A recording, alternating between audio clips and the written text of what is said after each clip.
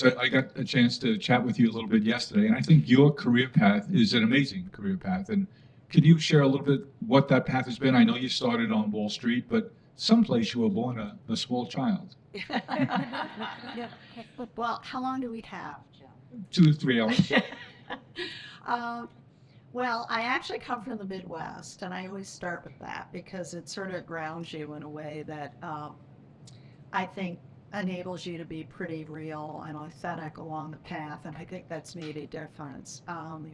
So I had a responsibility and leadership ethic from the beginning because I was the oldest of 4 kids in our family, and I don't know, I just always wanted to be in charge of things, and my siblings, when we get together, remind me of that on a regular basis. But I did end up going into finance. It was at a time when there weren't very many women. So I started out in the late 70s. And when people ask me, and I know there are probably a number of you in the room who started your career in the 70s or 80s, people say today, is it better? And I would say it's definitely better, but I had certainly hoped at that point we'd be much further along in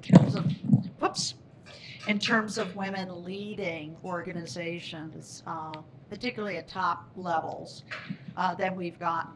But I think basically I was driven by a couple of things. I've always been very purpose driven, as Jim and I talked about yesterday. I like being in situations where I can make a significant difference. And I really enjoy building teams and leading teams that can make a difference together. So that's been sort of the underlying theme along in my career. Most of what I've done has been in the financial world. I was the first president and COO of Christie's Auction House back in the early 90s. They wanted people who had had Wall Street experience to come into Christie's and in Sotheby's, because the auction business is somewhat like an underwriting process on Wall Street.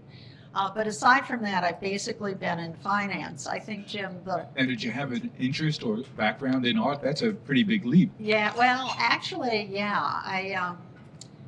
I was an economics major at Smith, but I also double majored in art history.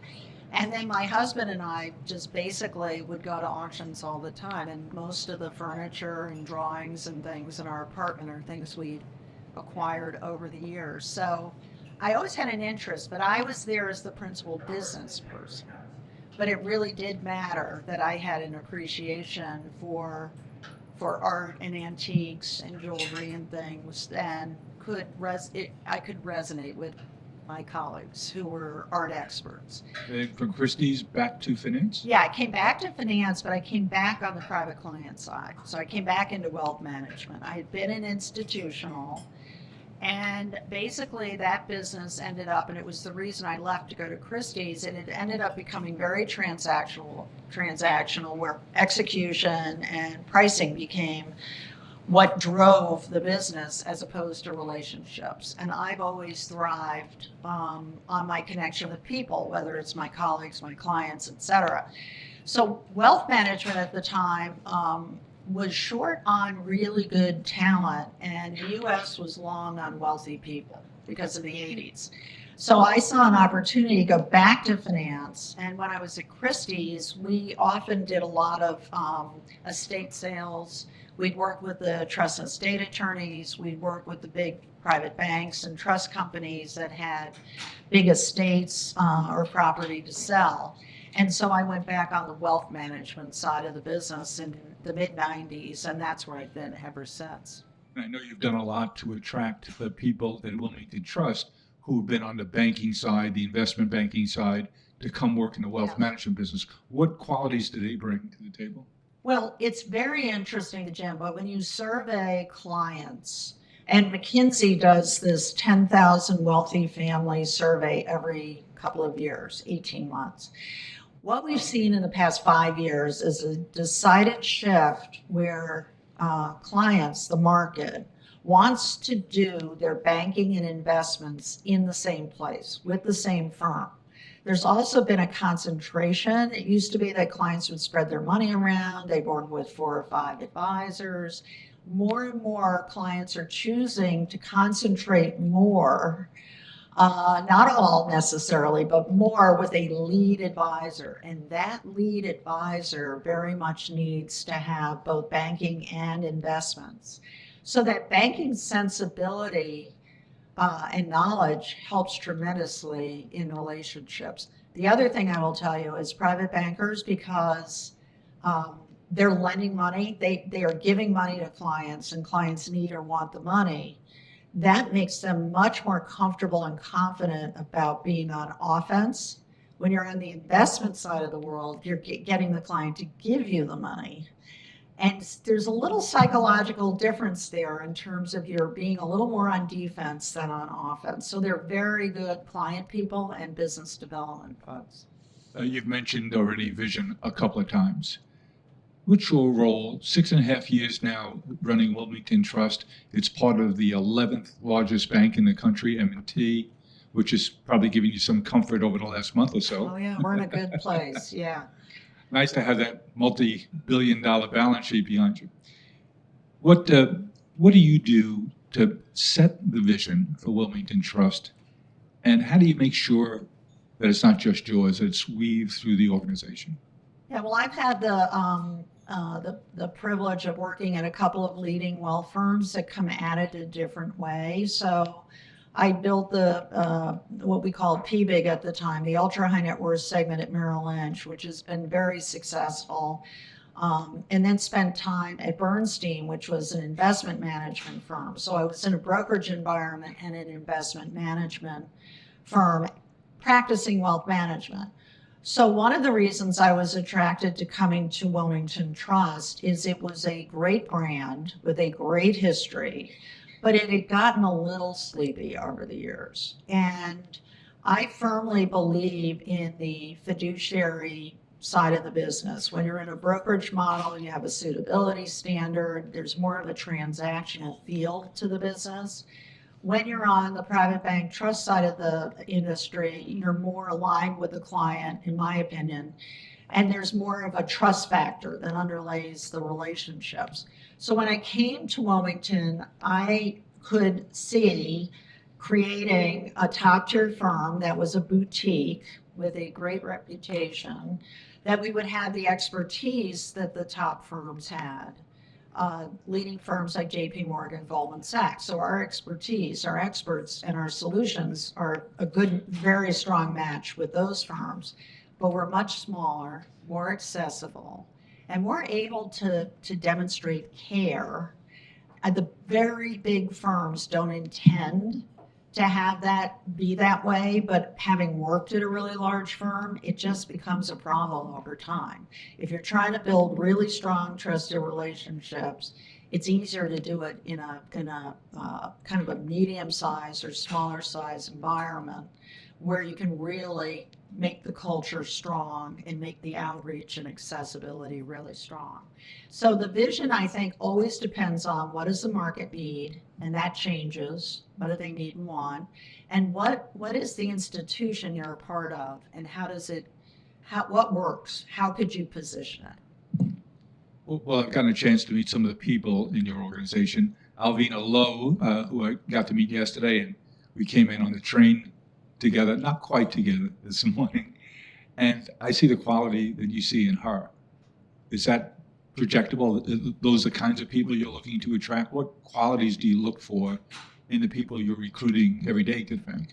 Yeah, well, along with what I just said about Wilmington Trust, I think in Alvina it exemplifies this, is we go for top tier expertise. She told us how good she was, and now She's you're confirming it. Wow. She is great. Now, Alvina is an AgTech fellow. She is top of the heap in trust and estates, practiced at Milbank, one of the leading firms for a long time, and then has been in our industry. And we actually met through a mentoring program. No kidding. Way before I got her to come over. And you were her mentee? Yeah, well, I was one of them. There were I was definitely, now I'm definitely her mentee. But, it's a combination of character and values and expertise. And I would advise everybody here, you've got a personal brand. Your brand has a lot of content and substance to it, but your personal brand also is, who are you? Who are you really in terms of your values, your character, your work ethic, your drive, your collaboration skills. Do you work in a team? Almost everything now. If you go senior, certainly in an organization, you have to be a good team player and trustworthy with your colleagues. So I would always look for both. Always look for both. Well, it seems that you touched on an important subject, especially for all of us gathered here today. Everyone has two jobs: their day job, what it is they do at Wilmington Trust, and the second job, which is to be a brand manager, not only of the Wilmington Trust brand, but of their own personal brand. And everything we do and everything we choose to do or not do speaks to our brand, and that's with us forever. So I think that's a really important point you make. It's been a challenging period. I mean, all the things that have been going on. I don't know if you've heard about this whole COVID thing. But it was certainly an earthquake, and we're feeling the aftershocks today in so many markets. You have to steer your clientele through these troubled times. How do you manage your team when we go from a war in Europe, which is hard to imagine we're saying that, to all different kinds of recessive aftershocks in the real estate community, on the housing side, that seems to be showing signs of recovering. Commercial office space, well, we're here in the middle of Hudson Yards. That'll be interesting over the next few years. How do you advise your advisors how to best steer your clients through this amazingly choppy seas? Yeah, and you're right to pick on that topic in particular, because last year was the worst year for a balanced portfolio. So most investors who are not trying to shoot the lights out are balanced. They have 60% equity, 70% equity, and the rest fixed income cash. Last year was the worst year for diversification in a balanced portfolio since 1936. I remember that was a tough year too. Oh. You were not an investor, Jim. The small child. Yeah. But so basically, clients lose heart. We came off a weird decade of, low interest rates, no inflation. We had blips, but everybody after the horrible period of 2008 to 2010 kind of calmed down again. And then suddenly we have turmoil again and big problems. So you're right that is critical. What most wealth firms see is if you're not really proactive during that bad year last year and the year after, you lose a lot of clients, because clients don't react immediately when it's bad, but they think, I'm not getting the help. Nobody's calling me. I mean, where's my advisor? Well, that's you're advising your people to be proactive. Yes. Even if there's nothing Yes. to do, call them. Yes, we switched our priorities to number one in January. We had numerous calls, and I'm a big believer in training and coaching. So we've built up a very strong coaching and training program when I got to Wilmington Trust, because we had a lot of change management to do. And we have focused that 100% on outreach, client communication, what is the message, how do we tell our story, and we're tracking all those calls to make sure they're happening.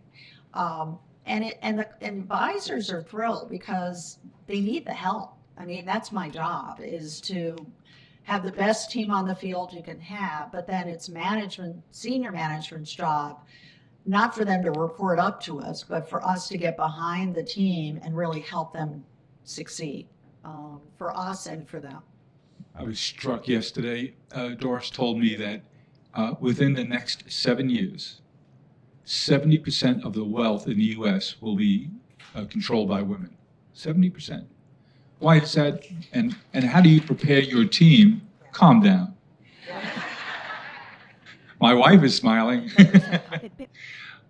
How do you prepare your team to deal with those special challenges, and how do you prepare your team to prepare their clients to deal with these issues? And tell us why that 70% number is coming down the road at us. And the why is linked to the how. Okay. Right. So the why is, first of all, starting with the positive. Women have been more successful. I referred to the 70s and 80s. Well, over the decades, while we don't have a lot of women CEOs of very large companies and other signs of success. Women business owners and wealth creators, professionals, small business owners, corporate executives, et cetera, have done well. So women are a more earned wealth portion of the population. The other two reasons why that's going to happen is women outlive men on average 5 years, and women tend to marry, if you're marrying a man, a spouse who's 2 years, or a partner in a partner relationship, a male who's 2 years older. So there's a 7-year gap there. And basically, widowhood starts to happen. We've got a baby boomer demographic aging, and there are going to be quite a lot of widows. And the divorce rate is over 50%. And Jim and I were talking yesterday, for wealthy families, it's often higher than that, even though no one's really quantified it. It's just what the divorce attorneys feel and other practitioners, we see it, because you can afford to get divorced. So because of those demographic trends, and also women being more successful in earning their wealth, women are going to be more and more the client.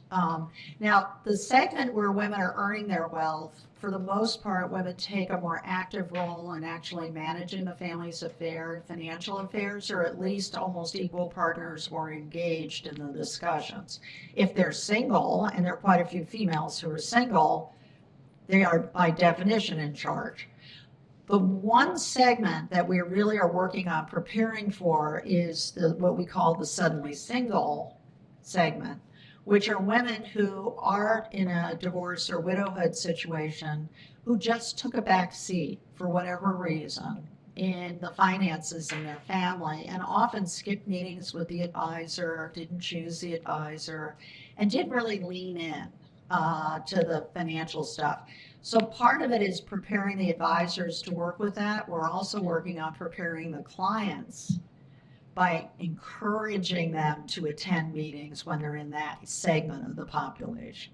Well, it sounds like education is an important part of Critical. not only your team members, but them educating the clients and doing it at the same time.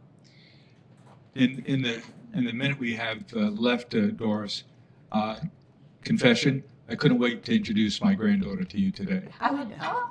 And she's here. So what advice do you have for 14-year-old Abby Lanahan, and for the other, Alana Reyes, other 5 mentees who are here? How can they be like Mike? How can they be like Doris? Oh my God. Well, I'm one of a lot of people who have had a fortunate career, worked hard and managed it. But I think the most important thing is to figure out your passion. Like, what do you really like? And what do you really want to do? I have twin daughters who are 20. They're sophomores in college. They both want to work after college. And I've actually said to them, are you sure? And they said, I'm not going to become a doctor or research PhD.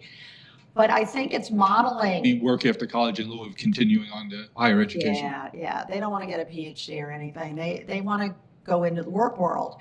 And in a lot of ways, I think you model in your family the behavior. A lot of it's values, imparting your values to the next generation of kids or grandkids. But it's also exposing them to environments. So bring your daughter to work or sons to work is a wonderful thing to give kids an exposure to the workplace. My daughters have come to my office a lot over the years. They hear me on phone calls. They hear me certainly during the pandemic, on conference calls. So I think it's modeling the behavior, and also, though, helping them figure out what are they really good at and what do they really like to do. Abby, pretty good role model. Follow her. I think we all should. Thank you, Doris.